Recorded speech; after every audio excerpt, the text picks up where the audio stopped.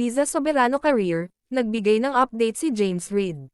Sa isang panayam, sinabi ni James Reid sa mga tagahanga ni Liza Soberano na huwag mag-alala, pag-usapan natin yan. Pero bago ang lahat, kung di ka pa nakasubscribe sa ating channel ay huwag kalimotang mag-subscribe at i-hit ang notification bell button para lagi kang updated. Simulan na natin. Nagbigay ng update ang aktor-entrepreneur na si James Reid tungkol sa kung saan patungo ang career ng dating kapamilya actress.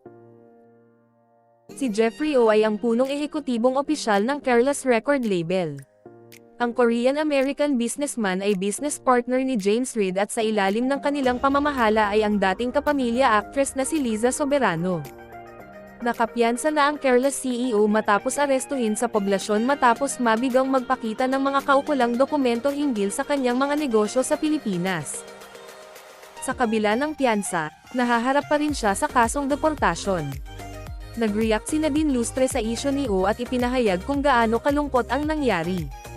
Ngayon, sa rough patch na pinagdaanan ng kumpanya, tila nag-alala ng kaunti ang mga taga-suporta ni Soberano. Kung maaalala, isa si Soberano sa mga pinakabago nilang artista. Umalis siya sa Star Magic at ABS-CBN matapos ang pananatili sa kanila ng isang dekada. Sa eksklusibong panayam ng ABS-CBN News, tiniyak ni James sa kanyang mga tagahanga na walang dapat ipag-alala. Idinagdag niya na talagang mayroon siyang kamangha-manghang line-up ng mga proyekto, mga bagay na hindi pa nakita ng sinuman. Ang aktres ay naaayon sa paghahanda para sa isang espesyal na bagay at ito ang dapat nilang abangan.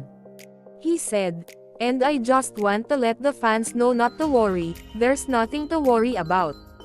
She is preparing something special for them. That's something to look forward to." Inamin naman ni Soberano na nag-aaral siya sa isang film school.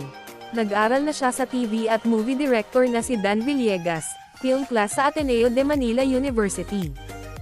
Samantala, ang ama ni Reid ay di umano ang nag-alerto sa mga opisyal ng imigrasyon tungkol sa dokumento ng pagtatrabaho ni Oh.